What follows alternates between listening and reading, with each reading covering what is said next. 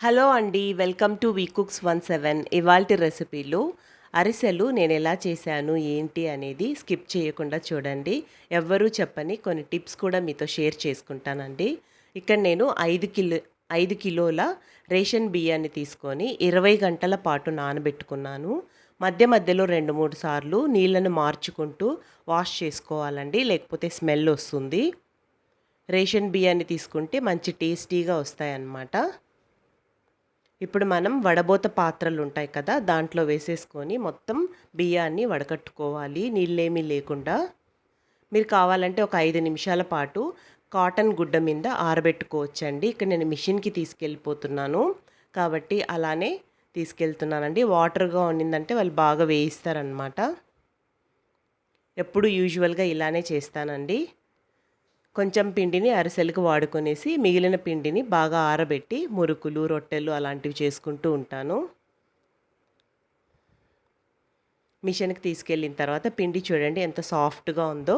అయినా కూడా అక్కడక్కడ కొంచెం రవ్వ ఉంటుంది కాబట్టి మనం జల్లించుకోవాలి. ఇప్పుడు పాకం ప్రిపరేషన్ని చూద్దామండి. 1 కేజీ వరకు బెల్లాన్ని తీసుకొని ఆ గిన్నె కరెక్ట్గా 1 కేజీ పడుతుందండి. తురిమి పెట్టేసుకున్నాను. ఇప్పుడు మనం కరిగించుకోవాలి, అందులో ఇసుక అలాంటిది ఉంటుంది కదా. ఆలోపు మనం పిండి కొలుచుకుందామండి. అదే గిన్నెతో నేను ఇక్కడ 1 ఫుల్ తీసుకొని ఇంకొక దాంట్లో 3/4 వరకు తీసుకున్నానండి. అంటే మనం చేసే పాకాన్ని పట్టి పిండి పడుతుందన్నమాట. ఒక్కోసారి కొంచెం ఎక్కువే పడుతుంది కాబట్టి మనం 1కి 1.5 అలా కంటే ఎప్పుడు కొంచెం పిండిని ఎక్కువగా పెట్టుకోవాలండి, సేఫ్ సైడు. మొత్తం జల్లించేసుకున్న తర్వాత ఈ విధంగా గట్టిగా ఒకసారి ప్రెస్ చేసేసుకొని పెట్టుకుంటే ఆరిపోకుండా ఉంటుంది. మనకు అరిసెలు అనేటివి విరిగిపోకుండా వస్తాయన్నమాట. బాగా కరిగిపోయింది. ఇప్పుడు ఒకసారి వడబోసుకున్నామంటే బెల్లాన్ని ఏమైనా చెత్త చెదారం ఉంటే వచ్చేస్తుంది. ఇప్పుడు దాన్ని పాకం పట్టుకోవాలండి, ఉండ పాకం పట్టుకోవాలి. పాకం మనము నీళ్లు వేసిన దాన్ని బట్టి అన్నమాట. కొంచెం ఎక్కువ నీళ్లు వేశారనుకోండి 10 నిమిషాలు పడుతుంది పాకం రావడానికి. కొంచెం నీళ్లు వేస్తే 6-7 నిమిషాల్లోనే వచ్చేస్తుంది. చూడండి బాగా దగ్గరికి వస్తుంది కదా. మధ్య మధ్యలో మనం చెక్ చేసుకుంటూ ఉండాలి. చిన్న కప్లో వాటర్ వేసుకొని చెక్ చేసుకున్నారనుకోండి మీకు ఉండలాగా వస్తే సరిపోతుంది.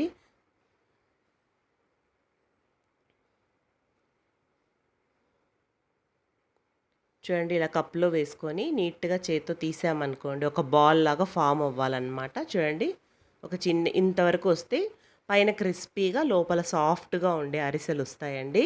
అస్సలు విరిగిపోవు, చాలా బాగా వస్తాయి. ఈ టైంలో మనం ఇలాచీ పౌడర్ వేసుకొని గ్యాస్ కట్టేసి ఒకసారి బాగా కలిపేసుకోవాలన్నమాట. మీకు ఎవరైనా హెల్ప్ చేయడానికి ఉంటే మరొక హెల్ప్ తీసుకోండి, లేదంటే కొంచెం కొంచెం వేసుకొని మనం కలుపుకున్నామంటే సరిపోతుందండి. ఎక్స్పీరియన్స్ ఉన్న వాళ్ళైతే ఒక్కరే చేసేసుకోవచ్చు. నేను ఇక్కడే నేనే పిండి వేసుకొని నేనే కలుపుకొనేస్తున్నాను. కొంచెం కొంచెం వేసుకొని స్టార్టింగ్లో మీకు ఉండల్లాగా అనిపించిన మొత్తం ఒకసారి కలిపినప్పటికీ బాగా కలిసిపోతుందండి, ఏం ప్రాబ్లం లేదు. మనం జల్లించి పెట్టుకున్న పిండిని కొద్ది కొద్దిగా వేసుకుంటూ కలుపుకోవాలన్నమాట. ఈ విధంగా ఉండపాకం వచ్చినప్పుడు మీరు చేసుకున్నారనుకోండి పర్ఫెక్ట్గా వస్తాయండి. లోపల సాఫ్ట్గా ఉంటాయి, పైన బాగా క్రిస్పీగా ఉంటాయి, మంచి కలర్ కూడా వస్తుంది. మీరు బెల్లాన్ని తీసుకునేటప్పుడు ఎప్పుడు ఉప్పు బెల్లాన్ని తీసుకోకూడదండి. ఉప్పు లేనిది అరిసెలకి అని చెప్పి అడిగి తీసుకున్నారనుకోండి స్టోర్లో బాగుంటుందన్నమాట. ఇప్పుడు దసరా హాలిడేస్ కదండి, పిల్లలు ఎవ్రీ 2 అవర్స్కి 3 అవర్స్కి వచ్చి ఆకలి అంటూ ఉంటారు. ఈ విధంగా మన ట్రెడిషనల్ వంటకాలని చేసిస్తే వాళ్ళు కూడా టేస్టీగా తినేస్తారు. ఆ ప్యాకెట్ ఫుడ్ కంటే ఇది ఎంతో మంచిది కదండి. కాబట్టి ఈ హాలిడేస్లో మీరు కూడా ఒకసారి తప్పకుండా ట్రై చేసి నేను చెప్పిన పద్ధతిలో మీకు కనుక ఈ వీడియో నచ్చినట్లయితే లైక్ చేసి మీ ఫ్రెండ్స్ అండ్ రిలేటివ్స్కి షేర్ చేయండి. చూడండి కొంచెం కొంచెం పిండి వేసుకుంటూ కలుపుకుంటే మనకు జారుడుగా ఉందనుకోండి మరి కొంచెం పిండి కలుపుకోవాలండి.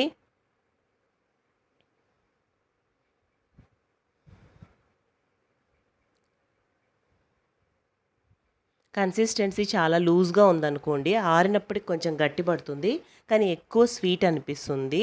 ఈ కన్సిస్టెన్సీ ఉంటే నేను తీసుకున్న పిండి మొత్తం సరిపోయిందండి.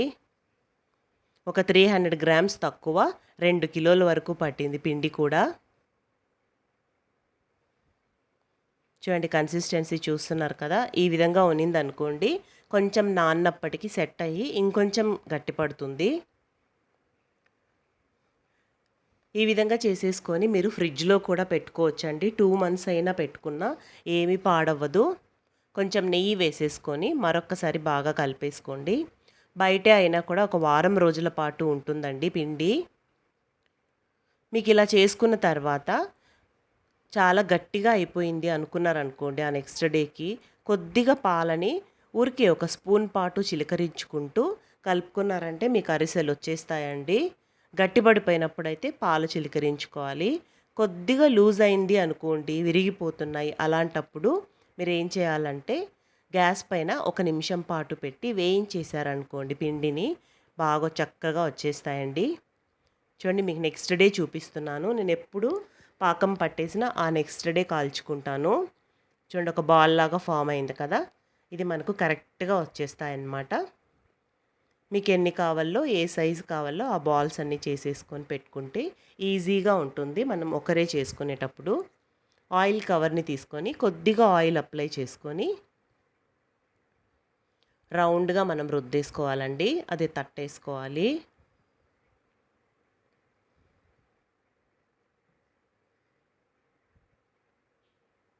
తప్పకుండా ఒకసారి ట్రై చేసి మీరు లైక్ చేసి కామెంట్ చేస్తే నాకు మరిన్ని వీడియోస్ చేయడానికి కొంచెం ఇంట్రెస్ట్గా ఉంటుందండి. ఆయిల్ ఎప్పుడు మరీ ఎక్కువ హీట్లో ఉండకూడదండి. చాలా హీట్ ఉన్నిందనుకోండి మాడిపోతాయి, కలర్ బ్రౌన్గా వచ్చేస్తాయి అన్నమాట.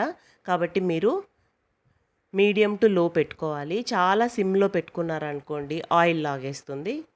కాబట్టి మీరు హీట్ని అడ్జస్ట్ చేసుకుంటూ మధ్యస్థంగా ఉండాలన్నమాట. మధ్య మధ్యలో ఒకసారి నూనె బాగా వేడెక్కి మళ్ళీ సిమ్లో పెట్టుకోవాలి. మీరు ఎక్కువగా చేస్తున్నట్లయితే పీట పైన పెట్టుకొని తట్టేసుకోండి. నేను ఇక్కడైతే 1 కిలో వరకే చేస్తున్నాను కాబట్టి ఇలా ఆ గెరిట పైన మరొక గెరిట నుంచి ఎక్సెస్ ఆయిల్ అంతా తట్టేసుకుంటున్నానండి. ఇట్లా పీట పైన కూడా మీరు ఒత్తుకోవచ్చు. ఎక్కువగా చేస్తున్నట్లయితే అలా చేసుకోవచ్చు. నువ్వులు వేసి కూడా చేసుకోవచ్చండి. మనం నువ్వులు వేసినవి మార్కెట్ నుంచి తెచ్చుకోవాలంటే ఎంత కాస్ట్లీ అవుతాయి కదా. సో 1 కేజీ బెల్లంతో మనం ఎన్ని అరిసెలు చేసుకోవచ్చండి. ఈ విధంగా చేసేసుకోండి. చాలా కలర్ఫుల్గా ఉన్నాయి కదా. తప్పకుండా ఒకసారి ట్రై చేసి లైక్ చేసి కామెంట్ చేయండి.